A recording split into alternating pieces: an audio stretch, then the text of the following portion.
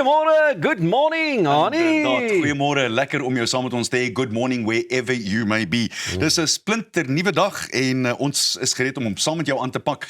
As jy nou 'n koppie koffie het soos ons hier het en 'n program propvol opwinding en so 'n bietjie hitte daarbey saam, dan is dit vandag net ongelukkig. Ons twee manne. Lekker. Hier is die twee dorings vandag. Nou ja, vandag kyk ons ook hoe gaming van 'n eenvoudige stokperdjie tot een van die wêreld se grootste vermaaklikheidsbedrywe ontwikkel het. En hoe die MTN Shift Gaming Experience dit vir almal toeganklik maak. Ons gesels met die AAA geklassifiseerde, dis AAA geklassifiseerde PGA golfspeler en hoof van die golfbestuur kampus by Swartkop Buiteklub in Centurion, Griselda Terblanche. Ons verken van Pretoria se spokerige plekkies en area, as ons gaan gesels oor die spookbus, met die meester storieverteller en skrywer Jaco Hoog-Coetzee, waar spookstories geskiedenis en ware misdaadverhale deel vorm van 'n baie unieke toer. Laastens vier ons Suid-Afrikaanse talent saam met die 10-jarige Mishke Grywenstein, wat pas as Junior Female Actor of the World 2026 gekroon is. Soos daai. En sy is so oulik, jy kan dit net nie glo nie. Baie oulik. Hier is 'n interessante ene. Suid-Afrikaanse grondboontjiepryse kan moontlik onder die loep kom, nadat die Internasionale Handelsadministrasie Kommissie of ITAC 'n nuwe 20% invoerheffing op grondboontjiebotter aanbeveel het. Die doel van die heffing is om plaaslike grondboontjiebottervervaardigers teen goedkoper ingevoerde produkte te beskerm.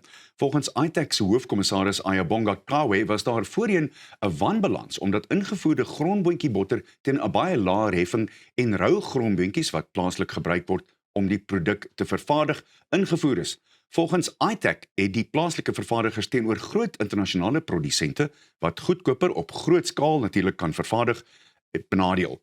Kawe waarsku egter dat plaaslike vervaardigers en winkels nie die nuwe heffing moet gebruik om nou buitensporige prysverhogings te regverdig nie. ITAC sê hulle sal pryse monitor en dat hulle saam met die mededingingsowerhede sal optree indien daar inderdaad groot verhogings wat nie deur werklike produksiekoste geregverdig kan word nie, gehef word. Kawe sê dat ITAC ook die impak op die verbruikers in ag geneem het, aangesien grondboontjiebotter vir baie Suid-Afrikaners 'n bekostigbare bron van proteïene is. Volgens Kawe is die doel nie net om plaaslike vervaardiging te beskerm nie, maar ook om Suid-Afrika se voedselsekerheid te verseker.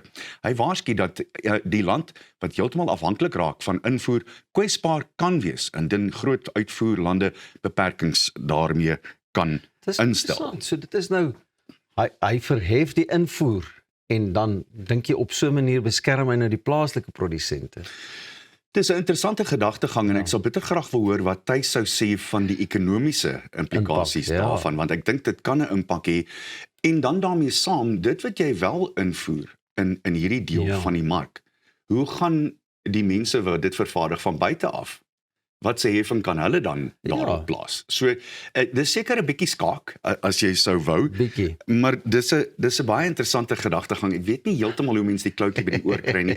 Ek moet sê, ek verstaan nie die denkproses. Ek dink dit sou goed wees om met een van die mense te praat en net hoor wat sê ITAC daaroor en presies hoekom. Want ek dink nie mense kan dit altyd heel duidelik verstaan nie. Wat grondboontjie botter bly daar mos nou maar een van die ouens se gunsteling. Verseker. Smere op 'n broodjie of so. En natuurlik, dis een van die beste maniere wat jy proteïene kan inkry en ek dink juis ons is in 'n deel van voedselproduksie waar dit moeiliker raak om goeie proteïene te kan bekostig. Dis baie waar. Dis een van die groot goeters. So hoe gaan dit die grondboontjiepryse affekteer plaaslik? En soos hy sê, okay boys, moet nou nie hele pryse opdruk nie, maar ons sien dit met die brandstofprys. Elke keer as dit gebeur, dan is die voedselpryse op. Ja. En so het ons ook ons nou weer 'n onlangse brandstofprysverhoging weer gehad, verlaging aan die een kant, maar verskriklike verhoging aan die ander. En die ander ding vir my is net, hoekom het hulle begin invoer as daar nog altyd 'n plaaslike mark was wat dit kon? Dis weer eens 'n baie interessante ding. Onthou dat op 'n stadium het ons verskriklik mielies ingevoer na Suid-Afrika. Stel jou voor, ons plant mielies dat die bissies bewe. Ja, maar dit word ingevoer. En daar word nog steeds. Ek dink dis 'n kwessie van jy moet die mark speel en werk met pryse daarmee saam. Maar weer eens, ek het nie genoeg kennis om veel verder hieroor uit te brei nie. Ek weet eerlikwaar nie, Pieter. Ons sal aan die iTech manne se deur klop en vir hulle verwelkom met 'n koppie koffie en 'n grondboontjie botter broodjie. 'n Sandwich. Ja, daar sê. Nou hoor gou hier, die wêreld se mees talentvolle viervoetige branderplankryers het onlangs tydens die jaarlikse hondebranderplank kampioenskappe in Amerika die golwe aangedurf. Die kompetisie wat vanjaar sy 10de bestaansjaar gevier het honderde mense na die stad Pacifica naby San Francisco gelok. Hier het honde van alle rasse en groottes hulle beste toertjies op branderplanke gewys. Wil jy nou meer? Die deelnemers het in verskeie kategorieë insluitend branderplankry, staanroeiplankry of paddleboarding, soos ons dit ken, en tandem branderplankry waar honde saam met hulle eienaars die golwe getem het, meegeding. Die honde is volgens verskeie faktore beoordeel, waaronder hoe lank hulle op die golf bly, hoe hulle tegniek en hulle selfvertroue op die plank. Hoe's daai? Veiligheid was egter natuurlik eerste prioriteit en al die honde het reddingsbaadjies gedra om hulle veilig te hou indien die see 'n bietjie te rof sou raak. Sommige van die deelnemers is ervare branderplankryers wat al voorheen aan die kampioenskappe deelgeneem het, terwyl ander vir die eerste keer hulle pote in die water gesteek het. Die organiseerders sê die fondse wat tydens die geleentheid ingesamel is, sal aan plaaslike dierewelsynsorganisasies geskenk word. Hoe oulik is dit? Het jy die onderhoud na die tyd gesien? Die wenner het gesê, was fantasties. Een van die beste wat, Ja. dis wonderlik, nee, dit moet soveel pret wees. En het die sterte gehang of het hulle nog lekker geswaai? So geswaai. Dis die enigste tyd wanneer jy sê down rover, dan bedoel jy dit. Wanneer dan bedoel jy dit nie. Weet jy, maar dit is interessant, want veral in Amerika, daar is ons nou maar, as jy dink aan Miami, het ek al baie honde gesien wat op die rolskaatse of die, wat noem jy dit, skateboards ry. Ja. Ek het ook al gesien in dele van Amerika, wat hulle ons nou hondjie het op die motorbikes ry. Ja, met 'n valhelm aan in die hele hoof alles. Kan jy nou net dink, ek kon die hondetaal verstaan, om te dink wat gaan deur daai hondjies Wat se sê koppe, hulle vir mekaar? hoe lekker dit nou is. En ek wonder, hoe kry jy, hier's 'n interessante gedagte, hoe kry jy 'n hond om dit die eerste keer te doen? Want ek meen, dis die wye groot oop oseaan. Kyk, hulle kan almal normaalweg swem. Hulle weet hoe. Maar ek weet nie, as ek nou dink, ons het 'n hondjie by die huis, sy naam is Coco, en hy moes op een of ander, ons het hom gekry by 'n tannie wat dood was en hy was vir 3 dae op sy eie. Maar as ons hom moet was, ou maat, hy wil nie naby water. Nie naby. Jy hou hom by die water, dan maak jy voetjies so en hy wil net nie. Dink jy nie ook dis daai natuurlike instink? Jy weet amper soos wat hulle hierdie hoverborde ry, die kinders. Jy weet mos dit gaan oor jou kor in die middel en hoe naby. En hondjies is maar net so, hy wil balanseer so ver hy kan en hulle hy is wil die baie aarde goed voel onder. Ja. Nee, Maar hier dit gaat is ons. so. En ek wonder, dis die groot golwe. Sulke lekker groot golwe wat hulle vat. Is lieflik. Die groot vraag natuurlik is dit die honde wat dit geniet of is dit die eienaars wat so 'n bietjie afsou? Ja. Check my dog, Check myne. Ja, check. Gaan hierdie Great Dane van jou baie ouetjie. Ek nie 'n Great Dane Ja. op 'n branderplank kan vat. Check my Great Dane, maar watch my Chihuahua. Ja. Mine's bigger than yours. Ja. Kyk net en dan sê die Chihuahua hy gaan die groter golwe aanvat en die Great Dane wil die Staan kleintjies terug, wees. I've got this. I've got this. Nou ja, toe.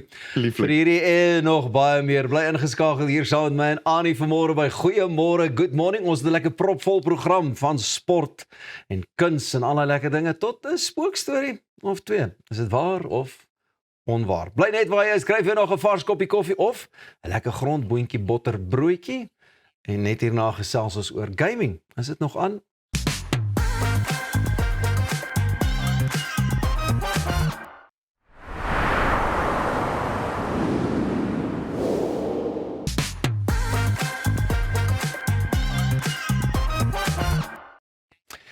Remember when mums used to say, switch off that game, you'll never make friends or get a job playing video games? Well, gaming has grown into one of the biggest entertainment industries in the world. And now, thanks to public tournaments, competitive gaming is becoming more accessible than ever. Joining us today is National Brands and Campaign Manager at Hyprop, Christy Stanbridge, to tell us how the MTN Shift gaming experience hosted across Hyprop malls is bringing people together both online and in real life. Christy, good morning. Welcome to Goeiemôre, Good Morning. Morning, Peter. Thanks so much for having me. So listen, now gaming has exploded in popularity over the past few years. Why do you think it's become such a powerful way for people to connect? I think obviously the world has changed in such a big way with online and what's happening out there that young people and older people find it a way to connect online while they're playing. It's a social thing. It's not just about playing a game. It's about actually connecting socially. So that's also why it has exploded. And the fact that it's become a competitive sport where people can actually make a living from playing a game or designing a game is also a big driver in that. I must say, a few years ago, my kids were playing games as well, and then I heard them talking to somebody, and then they said, no, I was talking to somebody in Germany or somebody in America. And then afterwards they said, I wanted to become a gamer. And I said, how do you want to become a gamer? But in any case, many people still think gaming is something you do alone at home. How are public tournaments changing that perception? Yeah, so generally it's done alone, but not alone in your home, but not necessarily alone. Like you said, you're connected to people. So a public tournament is a bit different. You have to physically be present. Okay, with our tournaments, we have an online element of it where people can qualify online, but fast track to a final. They still have to come to physically be present to compete. So gamers that generally only meet each other online and never have actually physically met each other start seeing each other and speaking to each other in person. So it is quite interesting to watch people who know each other really well, because they've spoken to each other, all of a sudden see each other, and then they start saying, oh, I didn't know this about you, I didn't know this about you. So it is really, really, really wonderful to see. It's like meeting a pen pal of some sorts, like many years ago. What makes a shopping centre such a great venue for sports events like this? So, firstly, we have a captive audience. There is people in our shopping centres. So maybe the casual gamer might be walking past and go, oh, what is this about? And they might be interested in like, okay, finding out more. And there's no barrier to entry. They can just walk in and enter. And we've got the space. So we've got the space to be able to host these. And we've got the equipment and stuff to be able to host these kind of tournaments. So for someone who's never watched a gaming tournament before, what can they expect when they walk into one? Okay, so they'll see a whole lot of guys and girls. There will be lots of consoles and TV screens and people playing on consoles and that. Basically, it's a structured tournament like any other competitive sport. There are various heats that would take place. There's the various times people need to enter. They play. There's knockout rounds. People can watch the guys play on spectator screens, and then ultimately there is a winner that is chosen from we have a plethora of games. We have multiple titles that we play over our tournaments. So, okay, I walk into one of these tournaments. I know the game. Do I need to register? Can I fall in? Do I play? Do I take part? How does it go? There's multiple ways to enter. Some of our tournaments are daily highest scores. So if you like racing on sim rigs, then you just come in, you sit down, you set your time, and if you're the highest score for the day, you win. There are other games like our eFootball tournament played on EAFC, which requires you to come at a specific time. You register for a heat an hour before it happens. You play in the heat. If you progress, then you've got to come back to the final.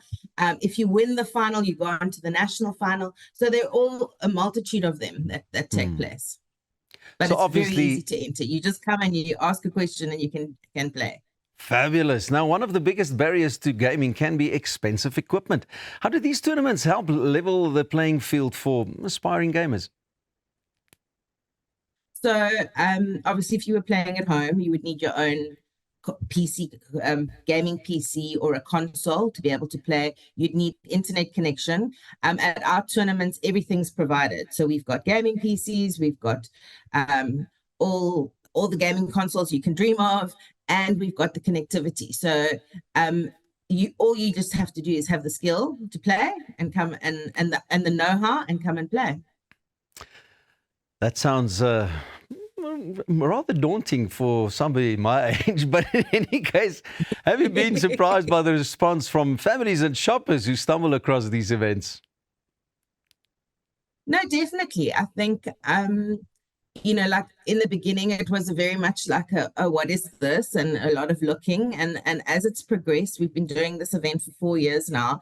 As it's progressed, you see kids pulling their parents in, come and play with me. Maybe not necessarily to compete, because there's also an element of free gaming where you can just try it out and see what you like and if it's for you. You've got dads and kids racing on the sim rigs to see who can set the fastest score. We've got different types of games. There's a game called Beat Saber, which is like a rhythm-based game, which you're like playing the drums with lightsabers kind of thing. And you've got parents playing with each other, parents and kids playing with each other. We've got Mario, like the traditional like Super Mario Brothers, and then it's really been fun to watch. What's also been amazing is to see like when players get into the finals of our national tournaments, how their families come down and support. Wow. And they've got a huge following from their family and they support it. Yeah. South Africa has obviously a growing community of gamers per se, and how important is it to create opportunities for local talent to compete and be seen not only here but also worldwide? Yeah, I think it is obviously very important. If they don't have the opportunities to play locally, they're never going to have those opportunities to grow and get better and play internationally. We have lots of players that do go overseas and play internationally already. However, if we want to nurture the sport, we've got to be putting on tournaments like this. And I think it's also very important that the players actually get to meet their competitors physically, not only online. And it gets seen and recognized as a sport. So listen, with regards to the gaming now as well, you said internationally to compete, you have to be part of competitions like this locally as well. Will there be some international gamers joining you for one of these events in South Africa? Not at this stage, no. But I mean, they don't have to compete. I just think to grow the sport in our market, yes, they need to compete locally to be able to understand what goes on internationally, because that level is just on another level compared to what we'd love to get there, but it's going to take us time. I'm sure you'll get there. I'm sure you'll get there. Listen, to end it all off, where can people find out more about the MTN Shift gaming experience and what exciting events can they look forward to next? So 2 places. We've got our last 2 events happening before our national finals. The first one is at Cape Gate Shopping Centre, and they can find it at capegatecenter.co.za. All the information, all the tournaments are there. And the national final and the last qualifier happens at Canal Walk. That's from the 25th to the 30th of August. And that is www.canalwalk.co.za. And Cape Gate's event happens from the 14th to the 16th of August. And with that information, will we see you in action as well? With a game? I try my hand on a few things, I'm not the greatest. I'm still learning, old dog, new trick. Fabulous. Maybe you and I can sit there and just next to each other, trying it all out with judges speaking over our shoulders, yes, to see whether we can do it. Christy, thank you so much for joining us today, and all the best of luck with the gaming experiences that you'll be hosting soon. Bly ingeskakel, ons gesels net hierna met die vroue golfspeler Griselda Terblanche. Hierdie ene wil jy nie mis nie, en as jy dink jou swing en jou putting is reg, dalk kan sy 'n bietjie meer vertel en ook wys. Dit alles en nog meer hier by Goeiemôre, Good Morning.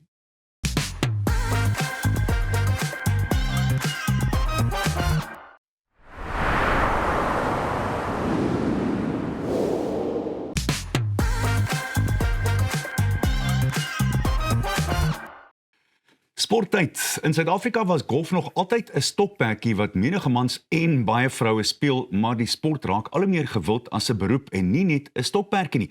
Griselda Terblanche, 'n AAA geklassifiseerde PGA golfspeler en hoof van die golfbestuurskampus by Swartkop Buiteklub in Centurion, kuier vanoggend saam met ons en dit is lekker om jou hier te hê, Griselda. Welkom by ons. Eerstens, kom ons gesels net oor hoe maklik dit is, of aan die ander kant hoe moeilik dit is om deesdae golf op te neem as 'n beroep. Ja, Annie, baie dankie. Ek is weer bevoorreg om weer op die stasie te wees. Kyk, golf is maklik. Ek dink is die persoon agter die stok wat dit moeilik maak. En dit moeilik maak vir die golfcoaches daar buite, vir PGA coaches. So nee, dit is 'n sport wat gegroei het. Ja, in die laaste 10, 15 jaar, veral in die dames seksie. Ja, nee, die dames het baie opgekom. Jy kan ook sien die uitsaai van toernooie in Amerika wat hulle uitsaai baie vrouens. Die seniors wat ook nou deesdae uitkom en goed so. Ja, nee, golf, as jy golf belangstel, is die sport om te gaan. Hoekom het dit so populêr geraak en juis met vrouens? Daar's waar die spel regtig ontplof het in die afgelope 10, 12 jaar. Ja, nee, ek dink is nice om te sien hoe ons eie girls die Sunshine Ladies Tour speel en dan sien jy, okay, hulle het oorgegaan na die European Tour en hulle het goed gedoen. Ashley Buai, obviously ons heel eerste Sally Little, ek kan ooit van haar vergeet. So sy was die eerste, Ashley Buai het nou deurgekom, Cassandra, sy kom nou deur. So daar is baie meer dames wat bietjie deurkom van Suid-Afrika, wat baie goed is. Die mans kant, obviously jy kan nou sien Casey Jarvis kom deur. So daar is, die talent is daar, ons moet net die BNT daar kry. So hopelik kan al ons sportsouens dit bietjie doen daarbo. Ek stem heeltemal saam. As ons jou die hoof van die golfbestuurskampus by Swartkop noem, wat behels dit aan? So dit is die PGA wat die provider is, so is 'n 3 jaar kursus, jy swat golf. Basically. Ons leer jou golf, jy doen, daar is lectures wat jy bywoon, daar's assignments wat jy doen, is 'n 3 jaar kursus, sodra jy dit klaargemaak het, kry jy 'n sertifikaat en daai is soos goud werd. Sodra jy dit klaargemaak het, join jy die PGA en jy word 'n PGA member en so is jy professioneler. En dan kry mens werk by 'n buiteklub waar jy dan nou eers 'n assistent is vir die beroepspeler wat daar aangestel is. En dis waar jy regtig leer, nie waar nie? Jy's dit deur. Ja, nee, ek is daardeur. Ek is 2002 daardeur by Damlin back in the day. Ja, nee, ons so as jy dit gedoen het, dit is ek moet sê dis een van die beste keuses wat ek gemaak het in my lewe. Ek speel nou nog golf, ek speel 24 jaar al golf. Daar is daar waar dit bietjie moeilik gaan, daar's daar waar dit weer lekker gaan. So ja, nee, dit is 'n beroep wat jou tot in baie lank kan vat. Tot dagtens lewens toe, totdat jy uiteindelik jou kop neerlê. Ja. Jy en die Suid-Afrikaanse span is op pad na Engeland toe om daar te gaan speel in die PGA kampioenskap en verduidelik vir my hoe werk dit, want jy stap nie net sommer in nie, jy moet 'n voltydse werk hê by die PGA. Ja, so hierdie is 'n geleentheid vir enige vrou wat in die PGA is, jy moet net speel. So jy word gekies uit 'n span uit 5 girls uit wat gaan. Ons vlieg die 30ste Augustus, ons gaan Carden Park toe in die UK in Engeland. En daar is toernooie wat jy moet speel deur die 2 jaar wat dit is elke jaar. So daar's 'n regional pro-ams wat jy moet speel in jou region, jy moet die national pro-ams speel en dan is daar ook die groot PGA nasionaal wat jy speel teen al die ouens van reg rondom Suid-Afrika. Wie anders is in die SA span saam met jou? So ek, myself en dan se Tanny McCallum, dis Jolanda Duma van Bryanston, Chantal Smit van Reading en dit is Liesel Klotz van Somerset West en dan ook ons manager Lee Jane wat ook die vice chairperson is van die PGA. En julle gaan speel teen ander lande. Hierdie is nie net sommer so hier jy toernooi nie. Dis jy moet uithaal en wys. Ja, nee, dit is iets wat al van 2019 afkom wat hulle besluit het daar is 'n mans toernooi, so hulle het gesê ja, hulle moet die girls ook inkry en dis wat gebeur het. So ja, dis die PGA van Amerika, is Kanada, is Australië, Great Britain en Ireland en dan Swede. Mense het al die jare gepraat van vroue wat 'n sogenaamde glass ceiling het, nie waar nie? Was dit moeilik 20, 22 jaar terug toe jy begin het om deur te breek en is dit nou makliker vir vrouens? Dit was nogals vir my 'n bietjie intimiderend as ek so kan sê. Ek was die enigste girl uit so 30 ouens wat die program begin het en ek het my man gestaan, as ek dit so kan sê. So dit was vir my moeilik omdat ek die enigste girl was, maar my kampus op die oomblik het 4 girls wat rarig deurkom. En hoeveel jong mans? 4 girls en daar's 2 ouens wat ingekom. Goed, so daar's meer vrouens as dis wonderlik. Ja. En ons het in totaal so 11 studente. As jy golf afrig, waarna kyk jy eers as iemand na jou toe kom? Wat sê jy vir hulle? Ek is splinternuut by jou en ek sê ek sal dit doen my guns, kyk na my game asseblief. Ja. Wat gebeur dan? Ek kyk eers of jy die balke raakslaan, dan sal ek besluit of ek kan verder gaan of nie. nee, glad nie. Golf is vir eendag, of jy die bal mislaan, jy gaan wel daar uitkom. Dit is 'n proses, is 'n geduldige game, ongelukkig. Jy moet daai geduld hê, maar dis die basiese goed. Jy kan nie verby die basiese goed kyk. Jy kan gaan kyk, al die pros daar buite is grip, posture, stance. Dis jou major 3 goede wat jy in die begin doen. Die swaai werk jy maar om hoe die persoon swaai. Dit is daarom maklik, want elke persoon is nie dieselfde nie, so dit is baie makliker om dit so om te doen.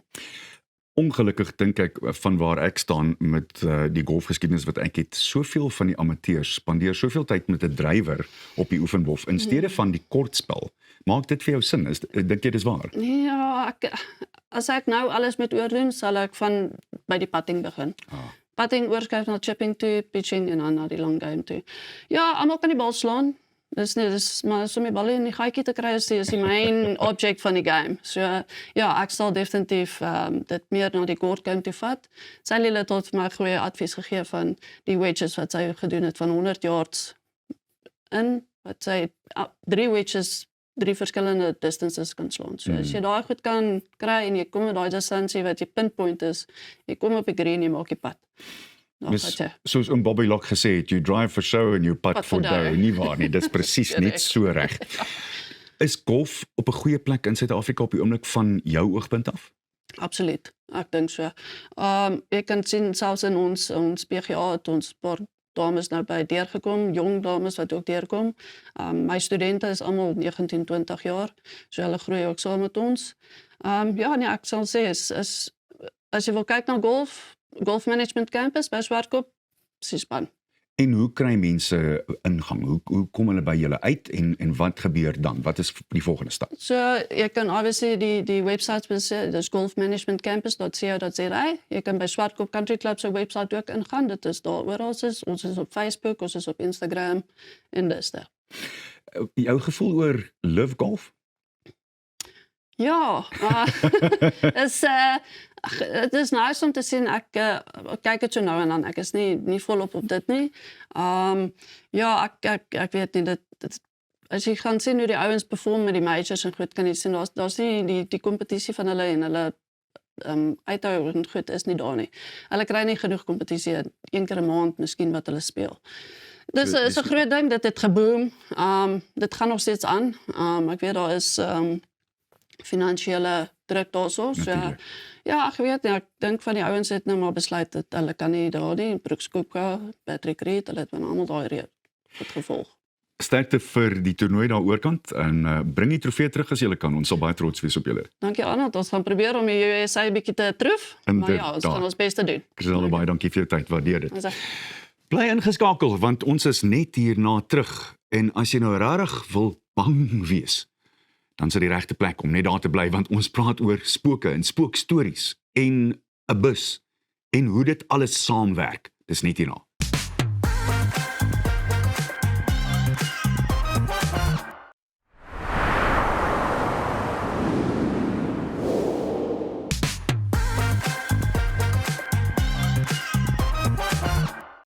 Goeiemôre, good morning, gaan voort. Is jy lus vir 'n uitstappie wat jou hare laat regop staan? Die Pretoria Spookbus is 'n teater op wiele wat die Jacaranda stad se donker kant ontbloot. Jy kan uitsien na alles van spookstories tot ware misdaadverhale en Pretoria se geskiedenis soos jy dit nog nooit gehoor of gesien het nie. Die meesterstorieverteller Jaco Hougkoetse is hier om ons alles daarvan te vertel. Jaco, dankie vir jou tyd vanoggend. Waardeer dit regtig. Hoe die idee eerstens ontstaan? Ek het groot geword op 'n plaas in die Karoo en spookstories was maar die ding wat die ou mense gedoen het. Ja. Jy weet om die braaivleisvuur en jy het ware verhale en storievertelling is maar kuns wat uitgesterf het deesdae en ek wou dit maar net weer laat herleef het. As mens op die bus klim, wat kan mens verwag? Wat doen jy vir ons? Dis 'n kultuurhistoriese ondervinding en spookstorievertellings is deel van die kultuur. Natuurlik, ja. So, maar ons het die verhoogproduksie ook. So ons het verskillende shows. Vertel vir my van die verhoogproduksie. Die verhoogproduksie is 'n musical. So daar vertel ek stories, maar dan word dit ingekleur en gemeng met liedjies met spook ondertone. So ons is byvoorbeeld nou in die begin van September in Carletonville. So ons is in die hele Gauteng met die ander lewe. So dis die verhoogproduksie. Dit klink fascinerend. Hoe besluit mens watter storie jy insit en wat jy nie insit nie en watter musiek gebruik jy en dis meer? Ek doen dit al vir 15 jaar lank. So jy het 'n goeie idee. En jy weet wat werk met mense. Dit wat werk, dit hou jy. As ek nuwe stories inbring en dit werk nie, sny. vertel vir ons vlugtig 'n storieetjie wat mense miskien so 'n bietjie aan hulle pap sal laat stik vanoggend. Joh, daar is so baie. Ek het- Onlangs het 'n vrou na een van ons vertonings na my toe gekom en ek het gesien sy was bietjie aangedaan gewees. Wat is snaaks, want baie van die stories roer mense. En sy vra toe vir my, dink ek dat 'n geliefde wat verhuis het, met jou, jy wat agtergebly kan kommunikeer deur moderne tegnologie. Sê ek ja, ek meen, ek dink maar net aan ligte wat flikker, of jy weet, as die energie daardeur beweeg. Ek vra toe vir haar, maar wat bedoel sy? Toe sê sy, ja, maar sy het so 'n geval gehad, kom ons sê nou maar 'n jaar gelede, kom ons sê maar haar naam is Elise, en Elise vertel vir my, mamma is oorlede, lank op haar siekbed gelê, en in die ouer huis, en nadat sy dood is, het hulle nou al die besittings kom uithaal, onder andere haar selfoon, die rekening betaal, selfoon gediskonnekteer, en haar sussie vat toe die handstuk, en om te gaan toesluit iewers. In die dag van die begrafnis staan tannie Elise, vertel sy vir my, en staan sy buitekant by die kerk op haar selfoon en beduie vir iemand die roete aan op soek na die kerk. En sy sien my, hier kom 'n SMS deur op haar selfoon. En sy kyk, sy sê, maar kom van haar ma se nommer af. Maar sy gepraat weer verder by die telefoon. En toe sy klaar, toe gaan sy na haar sussie toe en sê, maar sussie, ek dog jy het ma se selfoon gediskonnekteer en toegesluit. Wie het die handstuk nou? Is dit van jou kinders? Nee, sê die suster, die selfoon is af, hy lê in die kluis by die huis. Niemand het hom nie. Maar wat sê die SMS? Elise maak haar selfoon op, sy maak die SMS op en daar staan, dankie julle, ek het veilig gearriveer. Toe sê ek vir Elise, ja, dit is jou ma wat van moderne tegnologie gebruik maak, om net te sê, ek's okay. Dis skrikwekkend. Mens hoor sulke stories en dan skryf mense dit af as sommer blootmakery. Ja, maar dis heel duidelik dat daar oor al die jare spookstories is wat mense oorvertel wat inderwaarheid so gebeur het, nie waar nie? Ja, veral in die platteland.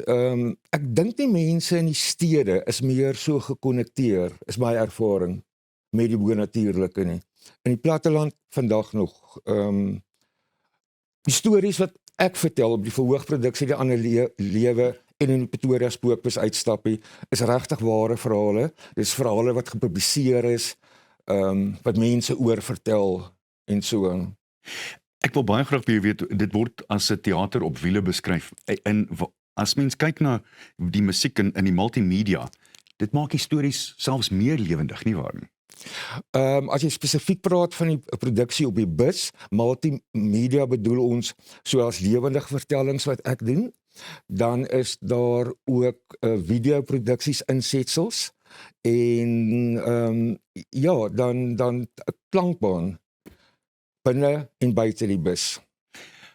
As mense dit alles moet saamsit, is dit 'n moeilike ding om saam te sit. Ek weet jy het net o gesê, jy gebruik sommige stories en dan skop jy hulle as dit nie heeltemal werk nie. Hoe kry mens dit alles mooi aan die werk?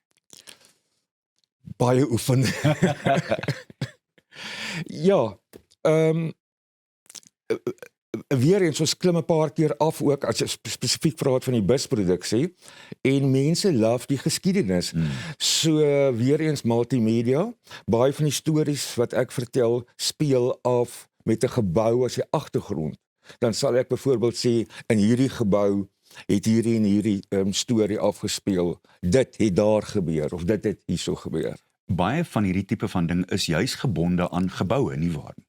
Ja, en areas ook. En spooke wat by geboue bly, dis die ander ding.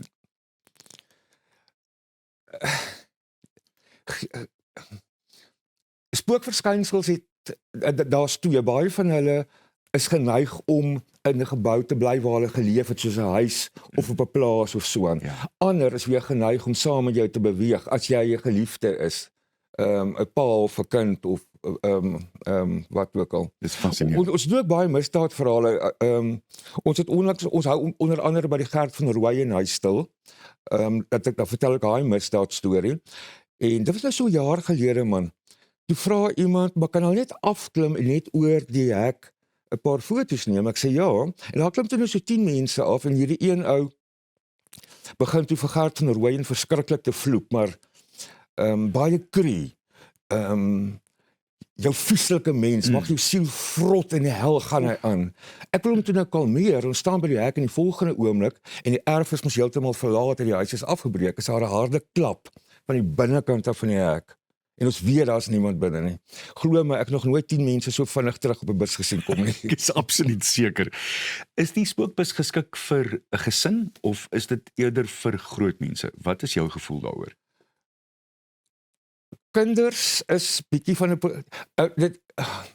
elke mens ken hulle eie kinders. Sommige mense kan 10-jarige ouderdom teater toegevat het. Ja. Sommige mense is 30 jaar oud, dan kan jy nog steeds die teater toevat nie. So as ek mense vir daai vraag vra, jy ken jou kind. Maar vir 'n ernstige teaterproduksie en 'n intieme produksie soos hierdie, ja, ek dink onder 10, 12 jaar, we gaan oor hulle koppe gaan. Wanneer is die volgende spookbus in Pretoria en Nou- van waar? Nou Saterdag. En van waar af? Mense gaan net op ons webblad spookstories.co.za. Al die besonderhede is daarso. Dis van die Hawkeye sentrum af in Fairy Glen. En is daar 1 of 2 nuwe stories? Ja, maar dit gaan ek nie nou vir jou vertel nie. Ek is baie dankbaar. Dis nog vroeg in die oggend. Ek wil nie te verskriklik bang wees nie. Jaco, baie dankie vir jou tyd. Waardeer dit regtig. Dis 'n lieflike idee en ek gaan beslis 'n draai by julle kom. Baie dankie. Waardeer jou tyd. Nou ja, bly net waar jy is, want ons gesels net hierna met 'n jong, talentvolle jong dame. Haar naam is Mishke Grywenstein. Sy het nou net teruggekom van Amerika af, waar sy bekroon is as die wêreldkampioen. Sy's 'n akteur van formaat.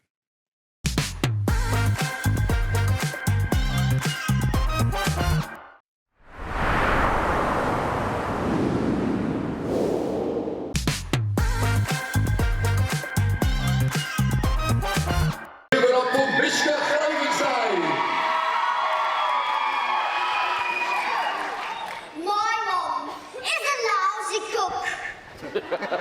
She even burns the hard-boiled eggs. Hard-boiled eggs. My dad suffers too. That's why he bought her a wonder cooker. No wonder I still wonder what she's cooking. Oh no, she's calling me. The food's ready. Think, Mishka. Meditation. Oh, I'm not hungry. Oh, I'm on a diet. Oh, I'm going to give myself up for adoption. Adoption! That's it! Anybody interested? I come with a free wonder cooker. Kyk hier, hulle sê Suid-Afrikaanse talent is wêreldklas en vandag het ons die lewende bewys daarvan. Die 10-jarige Mishke Grywenstein het pas by die World Championship of Performing Arts in Las Vegas die wêreld se oë op haar gehad en sy het hulle behoorlik laat regop sit. Sy kom nie net terug met herinneringe nie, maar is amptelik as die Junior Female Actor of the World vir 2026 bekroon. Mishke, goeiemôre, hoe gaan dit met jou? Goed en met oom? Baie lekker, kyk nou net, ek ook so breed gesmaal het as ek jy was. Dis daarom 'n lekker titel om te kon wen en te kan hê, né? Ja, dis awesome en ek kan dit nou nog steeds nie glo nie. Maar vertel vir my 'n bietjie, ons het nou so 'n stukkie gekyk van die stuk waarmee jy nou die mense se voete onder hulle uitgeslaan het. Waaroor gaan die stuk? Hoe het jy by dit uitgekom? Wie het dit geskryf? Geef vir my so 'n bietjie agtergrond. Ek is nie seker wie dit geskryf het nie, maar dit gaan oor 'n mamma wat glad nie weet hoe om kos te maak nie. En ek wou nie meer kos eet nie. Jy sien, en dis lekker. En hoe hard moes jy geoefen het om hierdie ouetjie so onder jou vel in te kon kry en deel te maak van Mishke? Hard geoefen, hard gewerk. Baie hard geoefen en my ouers het my elke keer drama-oefening te gevat. En sê gou vir my, Mishke, was dit vir jou nogal 'n was jy bietjie bang geweest op hierdie groot verhoog en dis al hierdie mense wat na jou kyk en hierdie verwagtinge het? Ek was baie bang op die heel eerste optrede, Maar die res van die kere was ek 100%. En sê gou vir my, vir die mense wat nie weet nie, hoe presies werk die World Championships? Is dit uit en rondes, begin jy, het jy een kans om dit te doen, neem jy deel saam met 'n mensies, hoeveel kere is jy op die verhoog? Jy kan hoeveel stukke doen jy kan soveel stukke doen as wat jy wil, maar jy kry net 'n minuut om jou stuk te doen. 1 minuut, maar daai minuut voel seker partykeer soos 'n uur. Hæ? Nee, dit voel eintlik baie kort. Jy dink jy het te min gedoen, nê? Ja. Hoe was die res van die kompetisie met ander kinders teen wie jy deelgeneem het? Was hulle goed? Ek kon nie eintlik regtig hulle sien nie, want ek was heeltyd agter met die costume changes en alles. Maar ek dink hulle was baie goed. Ek dink so, maar ek kon nie sien nie. Jy dink hulle was baie goed, maar jy weet jy's nou die beste, nê? Ja, Jy's nou maar skaars 10 jaar oud. Hoe het jy nou ontdek dat toneelspel nou vir jou die ding is, dis wat jy geniet?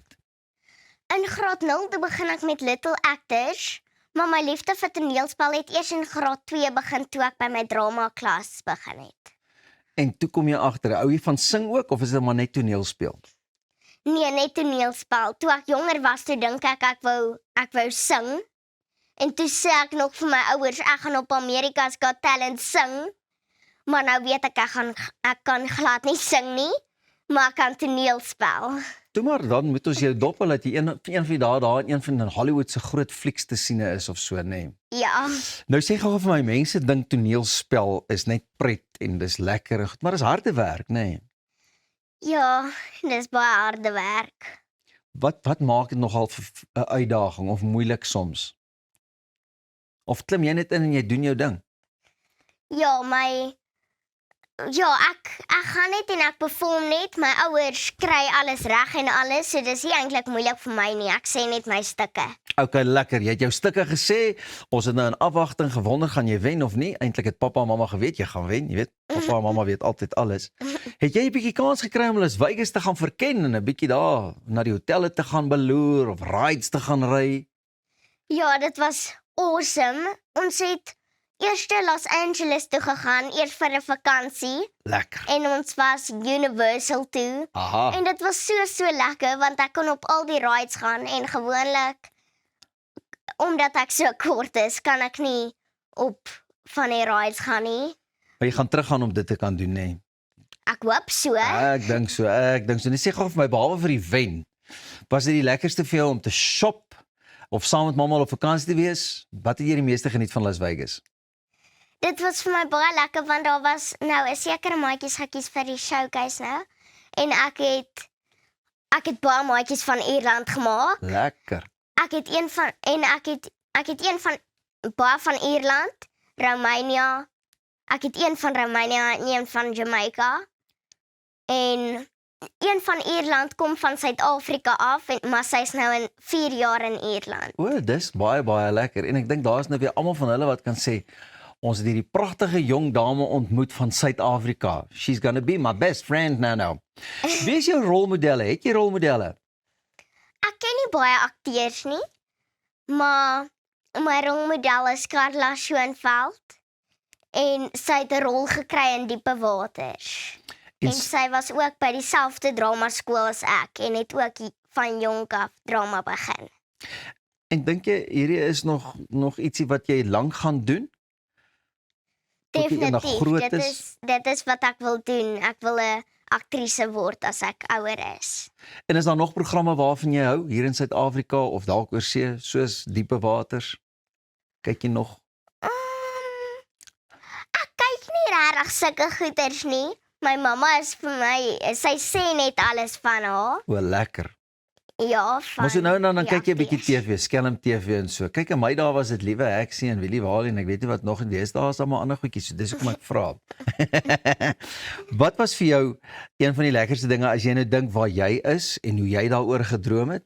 Dink jy net aan al die ander jong kinders en maatjies wat ook kyk en dink, "Wow, ek wil dit ook doen. Ek wil ook so groot sport kan bereik." Wat sal jy vir hulle sê? Wat moet hulle doen om ook soos jy suksesvol te kan wees?